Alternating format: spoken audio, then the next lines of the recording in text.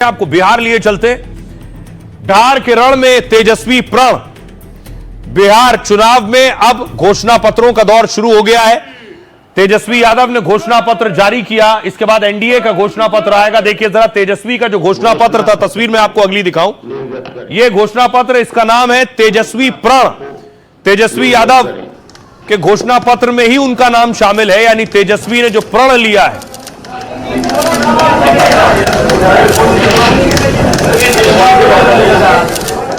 लेकिन बड़ी बात यह, घोषणा पत्र था और घोषणा पत्र जारी करते वक्त कांग्रेस का कोई बड़ा नेता नहीं था। बीजेपी सवाल उठा रही, न राहुल गांधी थे, न कांग्रेस के अध्यक्ष थे, कांग्रेस के नेता पवन खेड़ा थे। मैं आग्रह करूंगा सभी मंचस्थ नेतागण से, क्योंकि बिहार के वोटरों सुन लो भाई, वादे सुन लो, एक दो नहीं पूरे 20 सुन लो। सबसे पहले सबसे बड़ा वादा सुनो, 20 दिनों में हर घर के एक सदस्य को नौकरी का वादा है। वक्फ कानून में रोड़े अटकाने का भी इरादा है। नाम है महागठबंधन, घोषणा पत्र हो गया तेजस्वी का रण। मंच पर नहीं दिखे राहुल, न ही मौजूद रहे मल्लिकार्जुन। बड़ी है चुनौती, बड़ा है रण, लेकिन सवाल लाख टके का है, क्या मिल पा रहा है मन? अब देखिए जरा क्या वादे हैं तेजस्वी के घोषणा पत्र में। पहला वादा, 20 महीने में हर परिवार को सरकारी नौकरी देंगे। दूसरा वादा, वक्फ संशोधन अधिनियम लागू नहीं होने देंगे। तीसरा, सरकारी नौकरियों में आरक्षण सीमा बढ़ा देंगे। चौथा, 200 यूनिट फ्री बिजली। पांचवा वादा, ओल्ड पेंशन स्कीम लागू करेंगे। छठा, जीविका दीदियों को नियमित किया जाएगा, जीविका दीदियों के लोन माफ होंगे और संविदा कर्मी नियमित किए जाएंगे। आईटी पार्क, एसईजेड को विकसित करेंगे, बेटी और माई योजनाओं को लागू किए जाएंगे। ये 10 वादे हैं। लेकिन तेजस्वी ने वादा किया, तो तेजस्वी क्या कह रहे हैं और देखिए जरा, उन पर बीजेपी सवाल उठा रही। तेजस्वी ने कहा, हमारा प्रण है कि बिहार को नंबर 1 कैसे बनाएं। एक एक घोषणा दिल से लिया हुआ प्रण है, प्राण झोंक कर भी प्रण पूरा करेंगे। सम्राट चौधरी डिप्टी सीएम कह रहे हैं, खोदा पहाड़ निकली चुईया। उन्हें बताना होगा कि पैसा कहां से आएगा। 15 साल के लालू राज की भी जानकारी देनी होगी। पवन खेड़ा ने कहा, विस्तृत चर्चा के बाद इसे बनाया गया है। इसमें वही वादा है जो किया जा सकता है, हजारों से चर्चा के बाद तैयार किया गया है। चिराग पासवान ने कहा, शुक्र मनाइए, एक ही सदस्य को नौकरी का वादा किया है। यह भी कह सकते थे हर बिहारी को सरकारी नौकरी दे देंगे।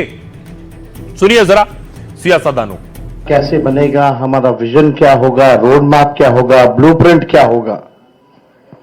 हम लोगों ने हमेशा बिहार की जनता के सामने, आप लोगों के समक्ष अपनी बात को रखा है और आज भी बेहद खुशी की बात है कि आज हम सब लोग महागठबंधन के सभी साथी मिलकर के साझा रूप से आप लोगों के समक्ष, बिहार के लोगों के समक्ष संकल्प पत्र जो है रखा है। खोदा पहाड़ निकली चुईया, इस तरह का कोई व्यवस्था लोगों के घोषणा पत्र में नहीं आया। उनको बताना चाहिए कि इसका पैसा कहां से आएगा, क्या बजट लगेगा, किन चीजों को कैसे करेंगे। 15 साल जो लालू जी ने राज किया उसका क्या बार माफी मांगा, ये सब जानकारी देना होगा ना। बिहार के लोग विकास चाहते हैं, जंगल राज नहीं चाहते हैं, और बिहार के लोग अपना और बच्चों का भविष्य चाहते हैं। आप जो भी वादा कर लें, इस वादे के उस भ्रम जाल में बिहारवासी आने वाले नहीं हैं। 2025 के चुनाव में आपका सुपड़ा साफ होगा और एनडीए की सरकार शानदार बहुमत के साथ बने। दिक्कत तो यही है ना कि जब आपको सरकार में आना ही नहीं है, जब आपको अपने वादों को पूरा करने की जिम्मेदारी ही नहीं है, उस बात का एहसास ही नहीं है, तो झूठ बोलने में क्या जाता है। तो जो भी मिला है वो गठबंधन में सबके सहमति से हुआ है और अभी हम लोग चुनाव प्रचार में निकल चुके हैं। आज संकल्प पत्र भी हमने जारी किया है और कई सभा हमने ऑलरेडी कर चुका है और कल से हमारा 10-10, 12-12 कार्यक्रम पर डे है। तो अभी हम लोग सरकार बनाने में लगे हुए हैं। ये मैनिफेस्टो ऐसा है जो मुझे लगता है बहुत ऐतिहासिक मैनिफेस्टो है, क्योंकि इतनी विस्तृत चर्चा के पश्चात बनाया गया है और हमारे जो प्रेरणा स्रोत हैं, मल्लिकार्जुन खड़गे जी हैं, लालू प्रसाद यादव जी हैं, राहुल गांधी जी हैं, इन सबका एक स्पष्ट निर्देश था कि वही कहो जो कर सको। तो इस मैनिफेस्टो में वही है जो किया जा सकता है। राहुल गांधी जी का यदि यह मैनिफेस्टो है तब तो समझिए कि हर परिस्थिति में यह होके रहेगा। तो बिहार में एक और लड़ाई है। दो बड़े नेता आपस में क्यों भिड़ गए बिहार में? क्योंकि बिहार में इस वक्त कौन किसका कितना वोट खींच पाएगा, यह भी लड़ाई चल रही है। असदुद्दीन ओवैसी चुनाव मैदान में है तो महागठबंधन को भी डर है। प्रशांत किशोर भी चुनाव मैदान में है तो प्रशांत किशोर को भी डर है कि जिस वोट की उम्मीद वो लगाए बैठे हैं वो भी कहीं ओवैसी ना ले जाए। तो देखिए प्रशांत किशोर क्या कह रहे हैं। सीमांचल में ओवैसी और प्रशांत किशोर पूरी ताकत झोंक रहे हैं। प्रशांत किशोर सीमांचल में लगातार ओवैसी पर निशाना साध रहे हैं। किशनगंज में उन्होंने कहा ओवैसी अपना हैदराबाद संभाले। बाहरी नेताओं का सीमांचल में भ्रम फैलाना जनता के हित में नहीं है। प्रशांत किशोर ने कहा सीमांचल का नेतृत्व तो सीमांचल के बेटे ही करेंगे। किशनगंज के बाद पीके ने अररिया में भी ओवैसी पर टिप्पणी की है। उन्होंने कहा ओवैसी और बीजेपी चाहते हैं कि मुस्लिम इकट्ठा होकर लड़ें। प्रशांत किशोर ने मुसलमानों से बीजेपी से नहीं डरने की अपील की। प्रशांत किशोर की पार्टी ने 34 मुस्लिम उम्मीदवारों को टिकट दिया है। वहीं एमआईएम ओवैसी की पार्टी ने 25 सीटों पर उम्मीदवार उतारे, उसमें से 23 मुस्लिम हैं। ओवैसी के सीमांचल की 24 में से 14 सीटों पर उम्मीदवार उतारे हैं। पिछले चुनाव में ओवैसी ने 19 सीटों पर अपने उम्मीदवार उतारे थे। एमआईएम ने 2020 में सीमांचल में 5 सीटें भी जीती, लेकिन बिहार में 1.24% वोट भी उन्हें मिले। करीब 11% मुसलमानों ने एमआईएम को वोट किया था। दरअसल 4 जिलों का सीमांचल बिहार का मुस्लिम बहुल इलाका है और यही वजह है कि वहां प्रशांत किशोर को लग रहा है कि जो वोट उनको मिल सकता है वो भी ओवैसी ले जाएंगे। आइए आपको सुनवाता हूं, सुनिए जरा क्या कह रहे हैं प्रशांत किशोर और असदुद्दीन ओवैसी। भैया ऐसा है, ओवैसी साहब मेरे मित्र हैं, लेकिन मेरा उनको सुझाव है बिना मांगा हुआ कि आप हैदराबाद संभालिए, हैदराबाद अपना किला बचाइए, बेकार सीमांचल में आकर और कंफ्यूजन पैदा मत कीजिए। अगर आप हैदराबाद अपना संभाल लिए होते, अगर तेलंगाना में मुसलमानों का भला कर दिए होते तो यही बढ़िया होता।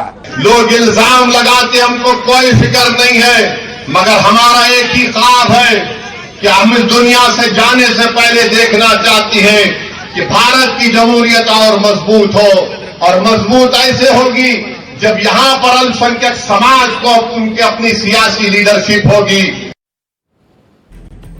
तो बिहार की चुनावी लड़ाई दिलचस्प हो रही है। वो तस्वीर आप देख रहे थे कैसे खुद प्रशांत किशोर ओवैसी पर हमला कर रहे हैं कि हैदराबाद का किला देखो, और दूसरी तरफ आप देख रहे हैं ओवैसी प्रशांत किशोर पर हमला कर रहे हैं। अब बारी है लाइफ का फंडा की। आलोचना और नाकामी जिंदगी में कामयाबी के ये दो सबसे बड़े शिक्षक हैं। इन्हीं से सबक लेकर बिल गेट्स दुनिया के सबसे बड़े कारोबारी और सबसे अमीर शख्स बने। बिल गेट्स की बचपन से ही कंप्यूटर और सॉफ्टवेयर में रुचि थी। जब बाकी बच्चे खेलकूद में लगे रहते थे, वो कंप्यूटर से खेलते। कंप्यूटर की प्रोग्रामिंग सीखने के लिए हाई स्कूल भी उन्होंने नहीं किया और स्कूल छोड़ दिया। वो अमेरिका की मशहूर हार्वर्ड यूनिवर्सिटी में डिग्री ले रहे थे, लेकिन माइक्रोसॉफ्ट कंपनी खड़ी करने के लिए कॉलेज छोड़ दिया। दोस्त, परिवार सबने मना किया। बिना डिग्री लिए सॉफ्टवेयर कंपनी खड़े करने पर आलोचना होने लगी।